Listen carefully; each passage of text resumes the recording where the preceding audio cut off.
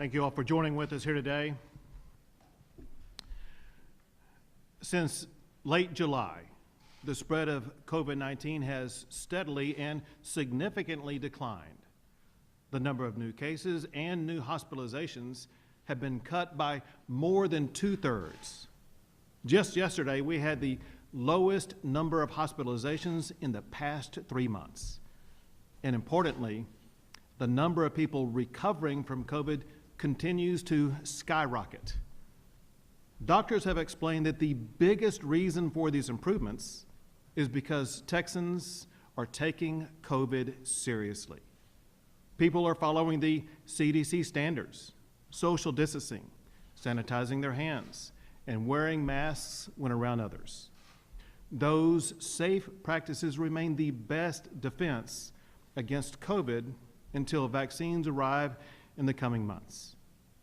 These practices are particularly important now that students are returning to schools and colleges, now that fans are returning to sporting events, and now that flu season is upon us.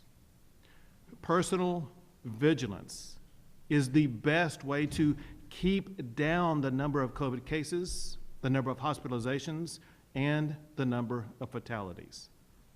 Now, while we go about protecting Texans from COVID, we must also be mindful of those who are suffering from the pandemic in other ways, people who are enduring family hardships and unprecedented financial challenges. But now, with the medical advancements that we have made and the personal hygiene practices that we have adopted, Texans have shown that we can address both the health and safety concerns of COVID while also taking careful and measured steps to restore the livelihoods that Texans desperately need. Achieving both goals requires a framework that establishes safe standards that contain COVID, that emphasize protecting the most vulnerable, and that establish a clear metric that the public can depend upon. First, let me mention the safe standards. Until additional medical treatments are available, we must continue the safe practices that slowed the spread this summer. That includes staying at home if you're sick, sanitizing your hands, maintaining safe distances, and wearing a mask. Those personal behaviors will continue to slow the spread while opening schools and while adding jobs. Safety will also be enhanced with a massive increase in testing. Texas is scheduled to receive millions of these 15-minute tests per month that will help Texans know immediately if they have COVID. We can also reduce fatalities by remaining focused on protecting the most vulnerable. Most deaths are people over 70. Half of those are people over 80. We can save more lives by continuing to shield our seniors from exposure to COVID. Now, to determine if we are progressing on the right path or if we need a course correction, we need a fair and reliable metric. From the very beginning of this pandemic, doctors have said that COVID must be slowed to ensure that our hospital capacity is not overrun like what was seen in Italy and places like New York, as well as other places. Hospitalizations is the most important information about the severity of COVID in any particular region. It is also the most accurate information available on a daily basis. Remember that no doctor has ever suggested that the goal is to eradicate 100% of COVID cases. That is impossible, even after vaccines become available. The goal has always been to contain the disease, to limit its harm, and to maximize the healthcare system's ability to treat both COVID patients as well as other medical needs of the community. So the way this works is this. When COVID hospitalizations are high, it means that the spread of COVID is excessive in a particular region and that corrective action is needed. When hospitalizations are low, it means that COVID is better contained in that region and that businesses can reopen. This metric is particularly effective because it distinguishes the severity of COVID between one region of Texas from others. The fact is that Not all parts of Texas are impacted the same by COVID. A high level of spread in one part of the state may be completely irrelevant to the COVID condition in another part of the state 500 miles away. An easy example shows why. Amarillo is closer to Kansas and Colorado than it is to Dallas and Houston. It would be more affected by the COVID condition in those states than in other regions in Texas. As a result, the severity of COVID in one region of Texas should not dictate the business practices in some far distant region of the state. So moving forward, we will continue to consider all of the relevant factors for additional business openings or for course correction as needed. But we will rely most heavily on hospitalizations of COVID patients in the 22 hospital regions in Texas. Doctors and hospitals suggest that it can be a warning if more than 15% of hospitalizations are of people with COVID. Hospitalizations above that level signal a serious spread and begins to compromise a hospital's ability to respond to COVID. More specifically, if the COVID hospitalizations are less than 15% of all hospitalizations for 7 consecutive days, then the region is safe enough to allow additional openings. On the other hand, if COVID hospitalizations rise above 15% for 7 consecutive days, then course correction is going to be needed. That correction would likely mean that it would require a reduction in the extent to which a region is able to open. To explain how this works, we present this chart to you. This chart shows the 22 hospital regions in Texas. If you look on the left column, it shows the 22 hospital regions across the state. The middle column shows the peak percentage of hospitalizations of people with COVID in each region. You'll see that 20 of the 22 regions peaked above that 15% metric. In 5 regions, more than half of the people hospitalized were hospitalized with COVID. The right column shows the status today, and you can see how remarkably we've been able to contain the hospitalizations in so many regions across the state. But even with hospitalizations plummeting, 3 regions remain in the danger zone.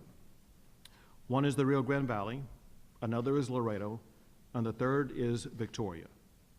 At this time, that level of COVID hospitalization shows that COVID is still spreading too much for those regions to be able to expand their openings. So we will continue to work with those regions to help them better contain their COVID spread, as well as to help them lower their hospitalization rates. The other 19 regions are able to open at the expanded capacity announced today. However, before going over the new standards, let me make 2 quick points. First, for months now, most businesses have been able to open at a 50% capacity. Actually, some with no capacity limits whatsoever. The extent to which Texas has been open is reflected in the plummeting unemployment rate. At the end of April, it had soared to almost 13%.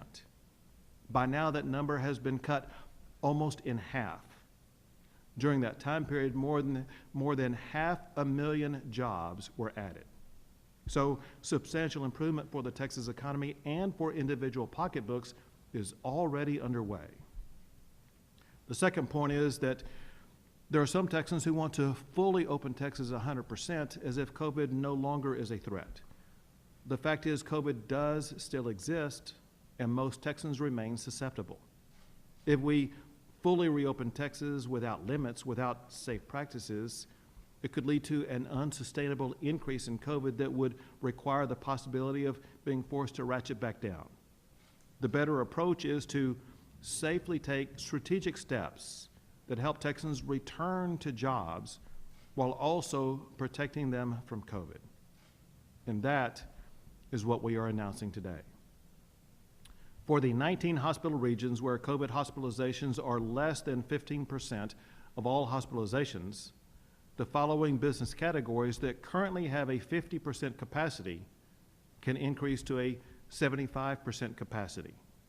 That includes all retail stores, all restaurants, all office buildings, all manufacturing, all museums and libraries, and all gyms. Those openings can begin as early as Monday, September the 21st. Also, effective immediately, hospitals in those regions can return to ordinary elective surgical procedures. And additionally, all nursing home facilities, assisted living centers, state-supported living centers, and other long-term care facilities are allowed to reopen for visitation. They must, however, comply with certain health protocols, and there must be no COVID outbreak at those facilities. All of those facilities are now allowed to offer essential caregiver visits. To give these facilities the time they need to prepare for the additional visitations to begin, they will be allowed to open up next week, September the 24th. Because bars are nationally recognized as COVID spreading locations, they are still not able to open at this time. However, it is important for them to know that we are focused on finding ways to get them open. We need to see COVID numbers continue to be contained, and we need to work with the bars on effective strategies that will ensure that when they do open, the possibility of spread of COVID is contained. Some bars and their associations have offered some very helpful ideas, and we will continue to work with them on that process. Let me end with this. Without vaccines available containing COVID is a challenge, but Texans have already shown that they are up to that challenge. The reality is that COVID hasn't suddenly disappeared in Texas. It's still here, and it's still a threat.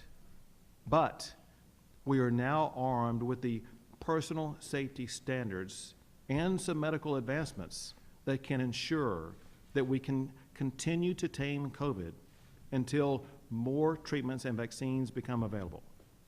So as we go about the process of continuing to contain COVID, we will also continue to work to open up Texas. Now I'll hand it over to Lieutenant Governor Dan Patrick. Thank you, Governor. I know this is welcome news to everyone watching and all of the business owners out there.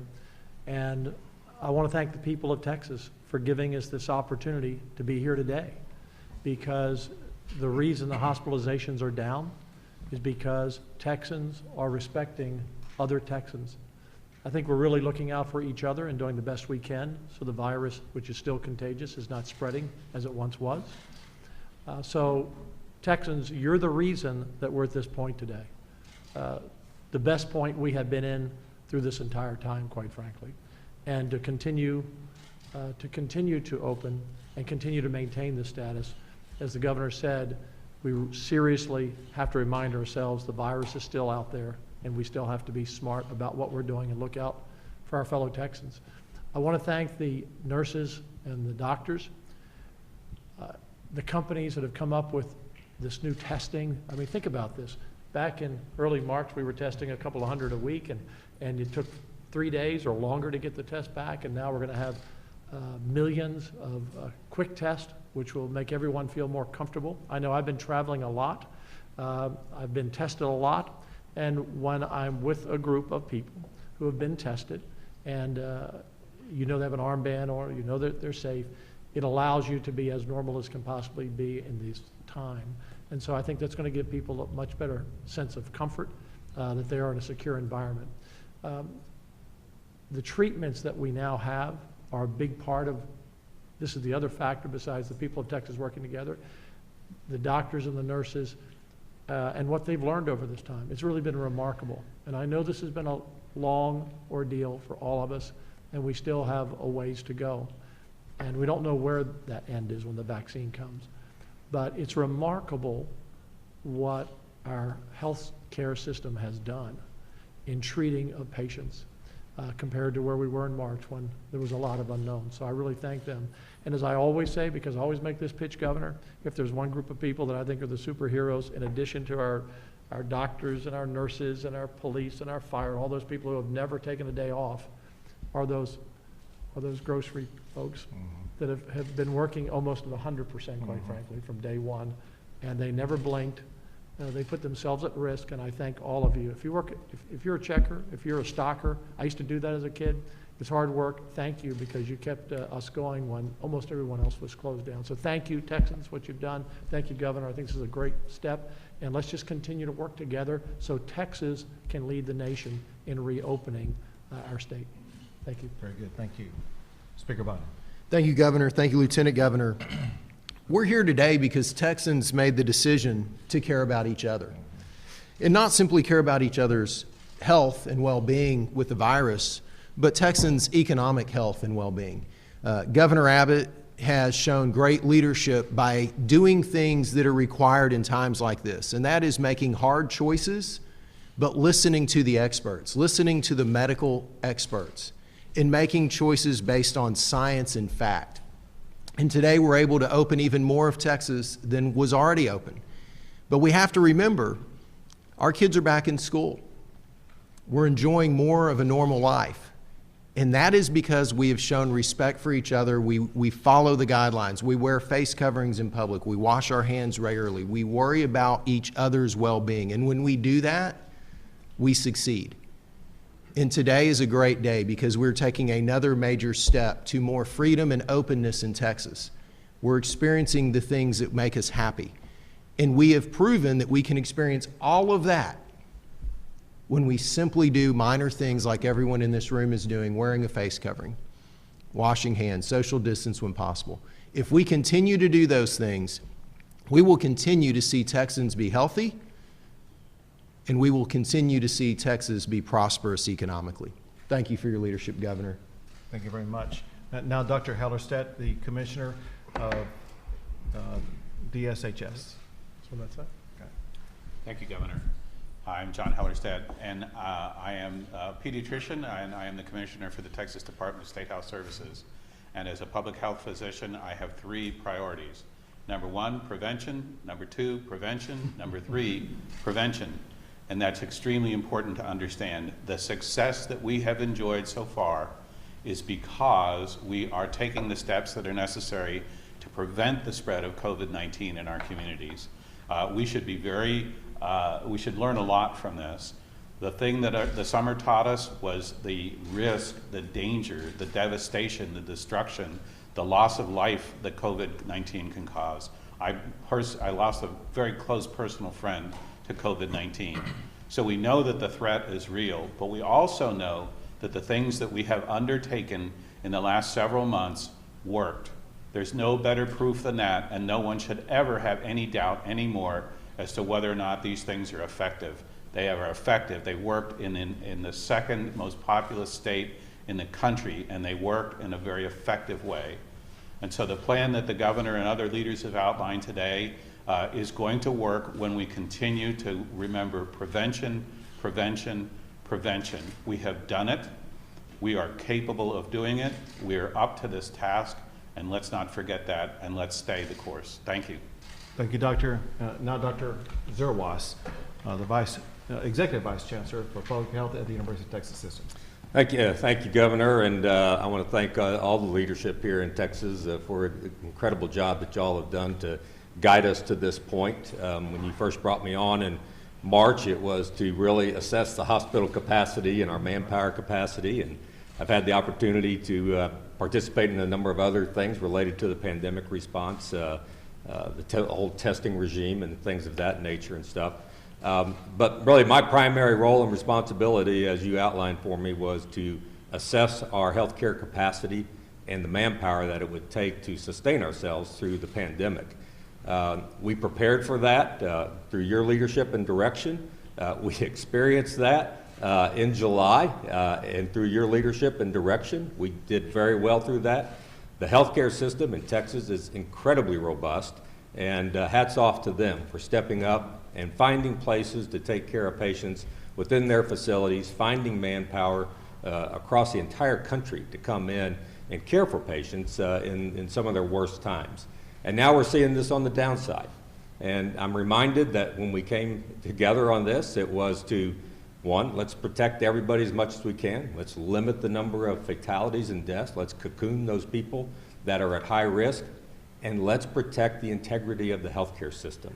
And Governor, your leadership has allowed us to really, recognize the depth and breadth of our healthcare system.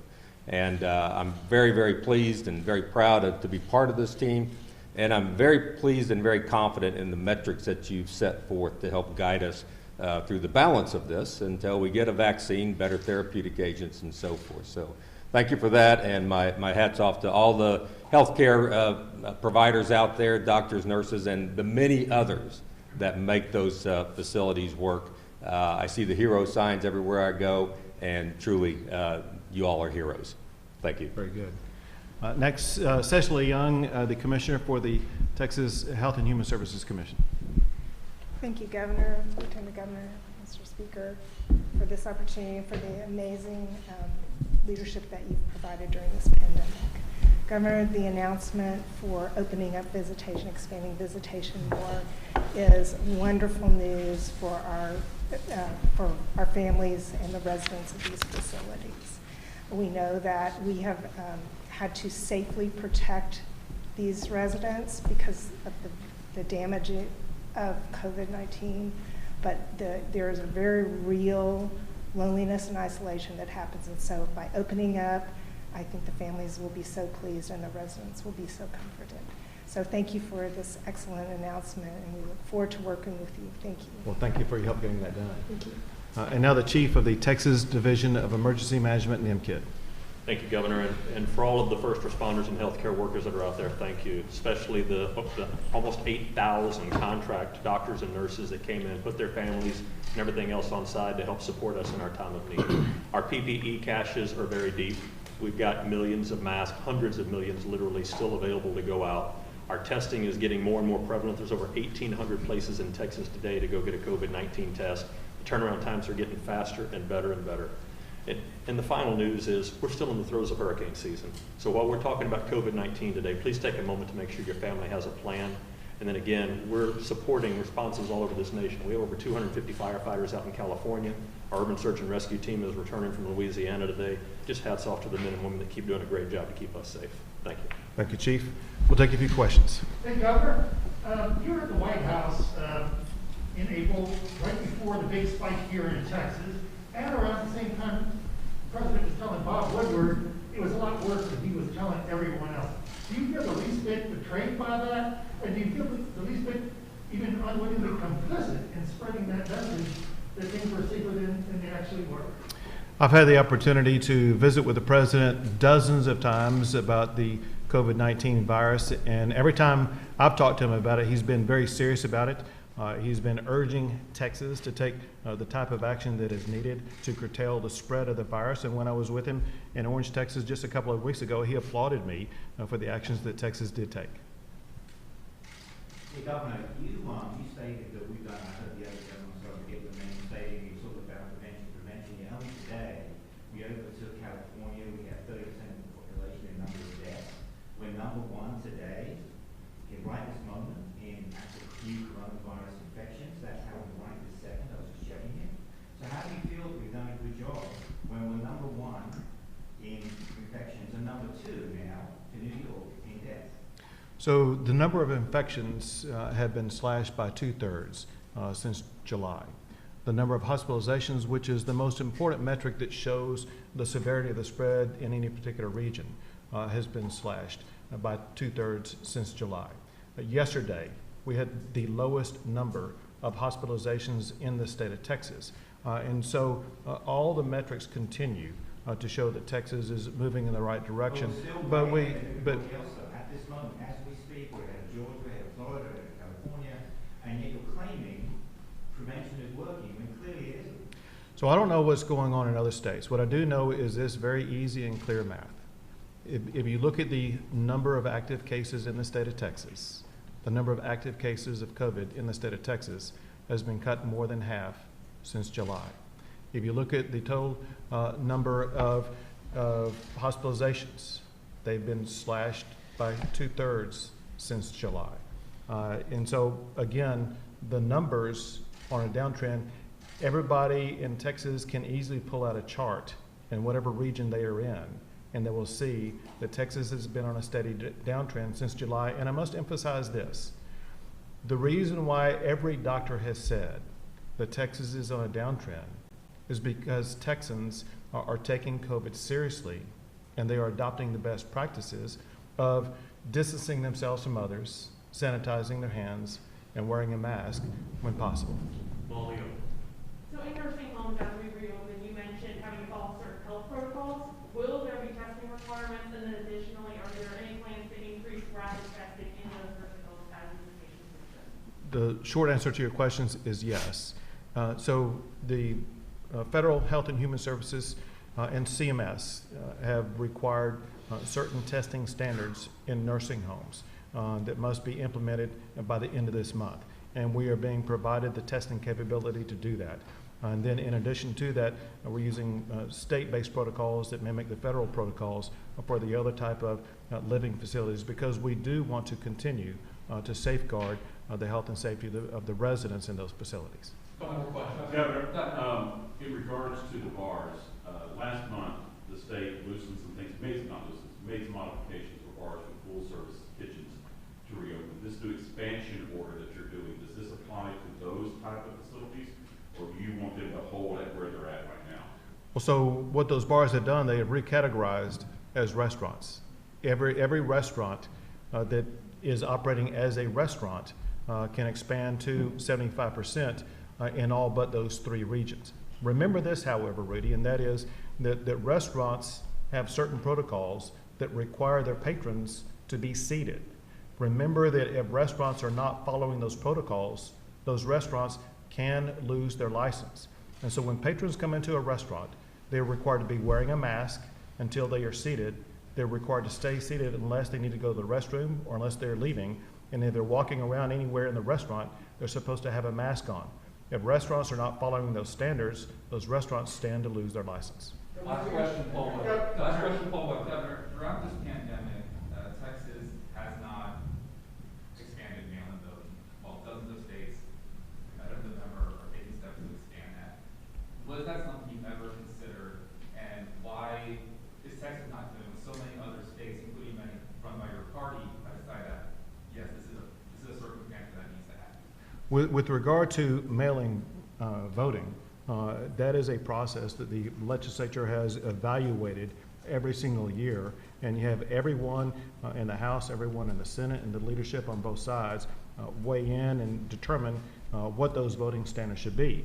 And those voting standards are thoughtfully arrived at and have proven to be effective.